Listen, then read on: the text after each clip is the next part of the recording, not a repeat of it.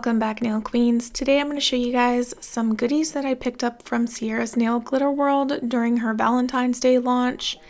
And I'm going to be doing a mani with two of the colors.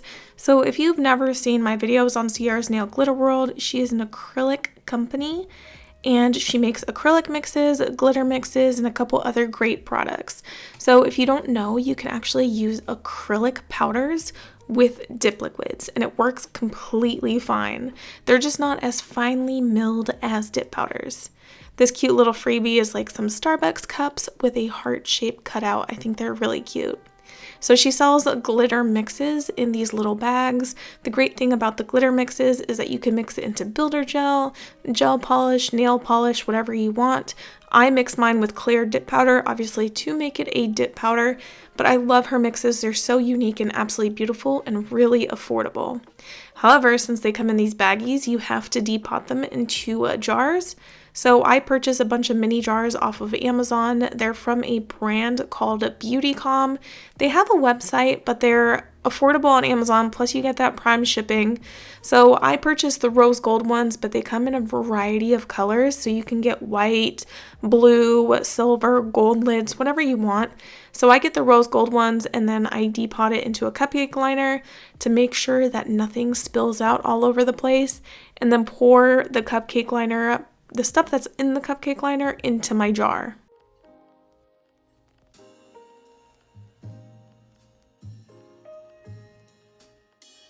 Since the labels on the bag aren't usable after you rip them off, I actually use Avery, I think it's avery.com, to print out my own labels. I buy their sheets of labels off of Amazon. Take it from me, do not buy off-brand. Always purchase the Avery brand if you print using the Avery website.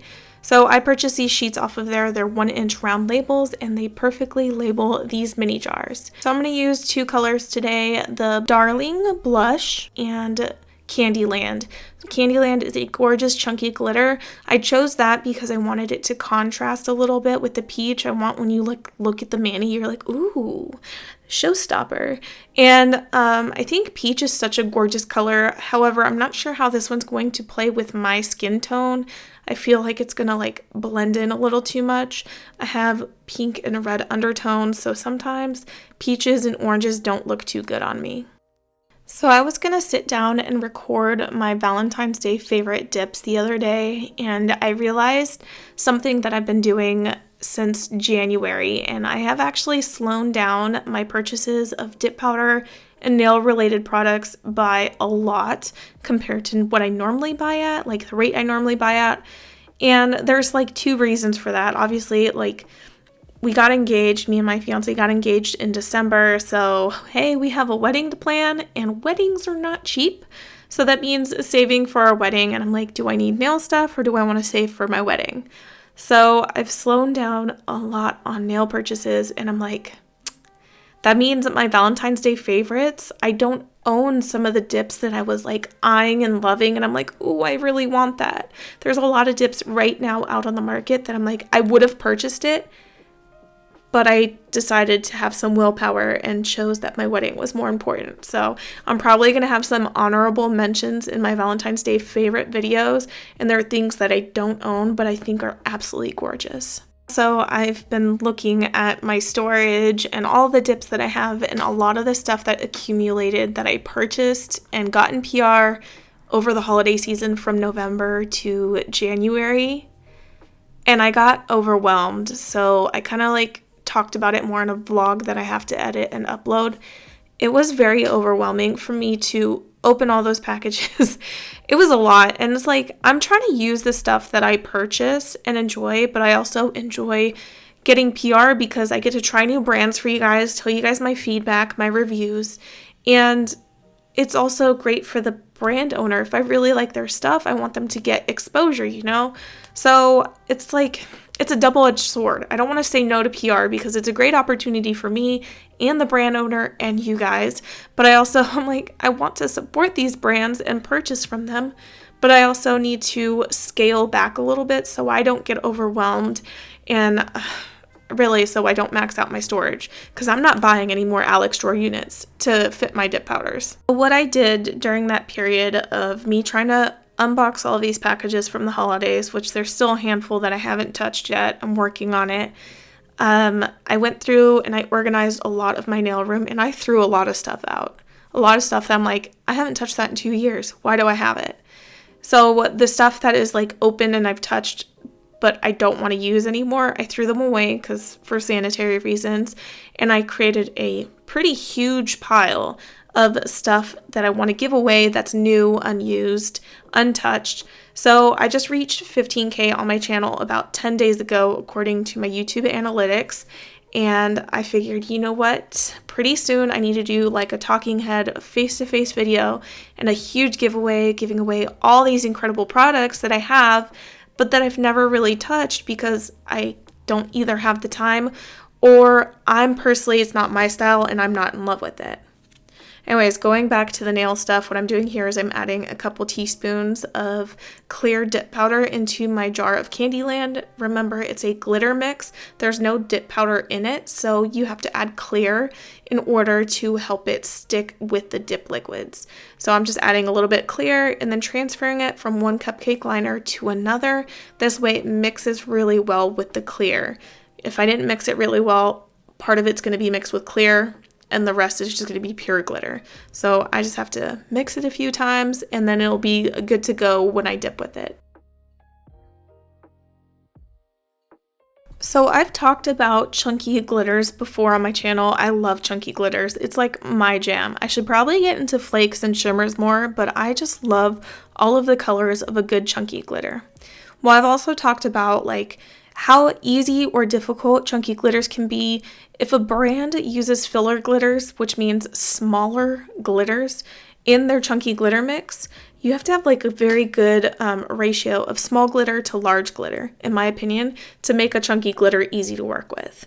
Well, unfortunately, that wasn't the case here. There's not a lot of smaller filler glitters in this acrylic or glitter mix. Mind you, Ciara's is an acrylic company, so I don't expect her to make products that are easy for dip powder users to use. But I tried to ombre this mix on my nail, and one thing I've learned through trial and error in the past is the chunky glitter mixes that do not have those smaller filler glitters don't ombre well. They're a pain in the butt. You don't have a good ratio. You're just having a bunch of large chunky pieces on your nail. So I gave up on trying to ombre and I was like, let me do a full coverage nail.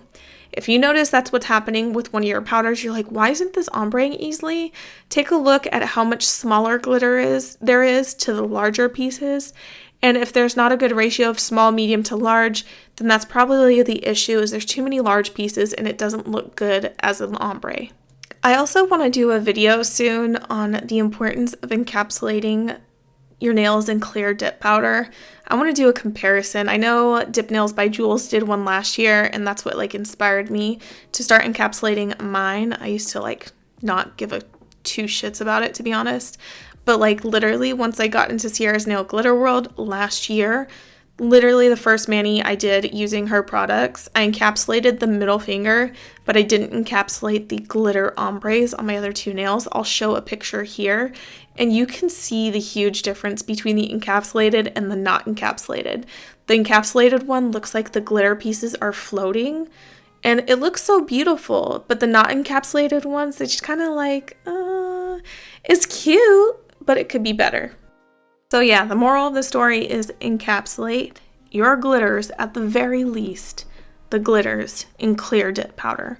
If you're not going to encapsulate your solids, you know what, do you, which is exactly what I did in this video. I did encapsulate the peach nails in clear because I did 3 layers of the dip and I didn't feel like making my nails a little thicker. I'm like, I want to rush through this. I'm not going to take my time.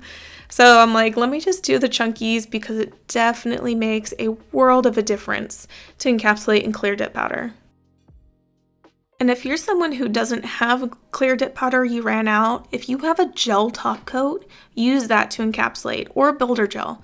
What I used to do ages ago was take gel top coat, apply it to my nail after it's all activated, file shaped and buff and all that 9 yards, and then cure the gel top coat for the whole minute, right? Give it a little bit, 30 seconds to rest, to not be so hot anymore, and then I would buff the gel top coat. So it would kind of smooth out the gel top coat. So I would buff it until it was smooth, and then I would apply another layer of gel top coat and then cure that, and I was done. So that's how I encapsulated my glitters with gel top coat back in the day before I started getting gel allergies.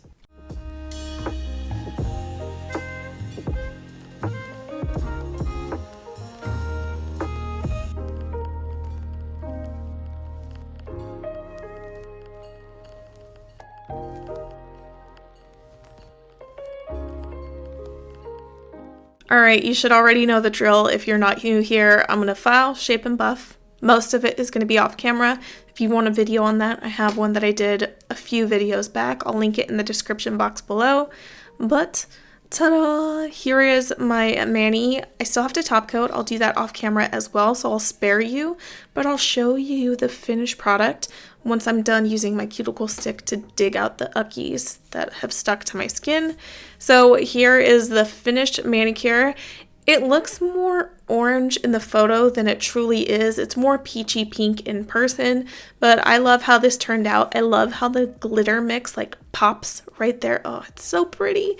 There's so many gorgeous colors in this release. Anyways, thank you guys so much for watching, and I'll see you in the next one. Bye!